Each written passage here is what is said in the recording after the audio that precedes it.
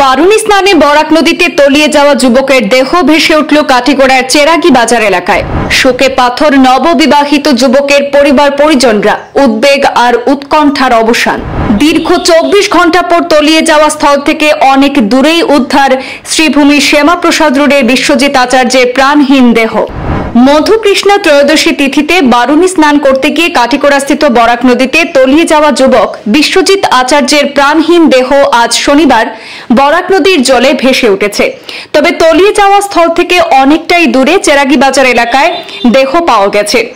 করিমগঞ্জ তথা বর্তমান শ্রীভূমি শহরের শ্যামাপ্রসাদ রোডের বাসিন্দা মাত্র 20 বছর বয়সী উঠতি নববিবাহিত যুবক বিশ্বজিৎ আচার্য বৃহস্পতিবার সকালে বন্ধুদের সঙ্গে সিদ্ধেশ্বর বারুণী স্নান করতে পৌঁছেছিল। স্নান করার জন্য বন্ধুদের সঙ্গে নিয়ে বরাক নদীতে নেমে লাপাত্তা হয়ে যায়। প্রত্যক্ষদর্শীদের ভাষ্যে জানা গিয়েছিল, হঠাৎ করে বিশ্বজিৎ সাঁতার কেটে মাঝ নদীতে গেলে আর ফিরতে পারেনি।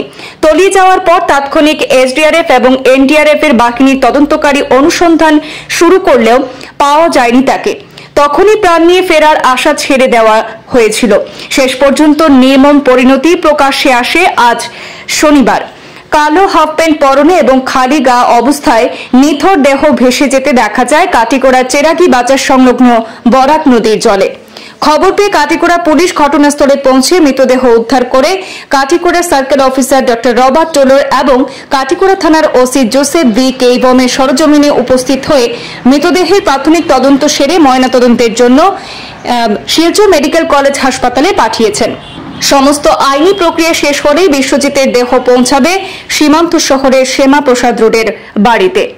এদিকে উঠতি যুবক অর্থাৎ নববিবাহিত সেই বিশ্বজিৎ আচার্যের এভাবে মৃত্যুর ঘটনায় শোকে মুহ্যমান হয়ে পড়েছে তার পরিবার পরিজনরা।